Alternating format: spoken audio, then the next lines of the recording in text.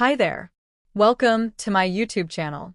Today we're going to learn about a fantastic tool that allows you to record screen on computer or laptop. It's very easy to use and has many features. First, open any browser and type the website name Atomisystem. You'll have a website open. Here you can see different versions. Select according to your system and click on Download option. Now, it will start downloading. It will take some time.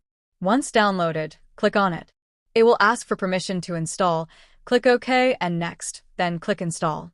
It will take a few seconds to install. After installation, it will open in a few seconds. Here you can see different options and use them according to your needs. Since we need screen recording, we will select this option.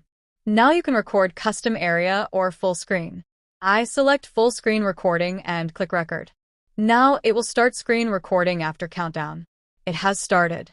To check, you can see the logo of this tool on the right side. Click on it, you can see the screen recording is going on. From here you can pause or stop.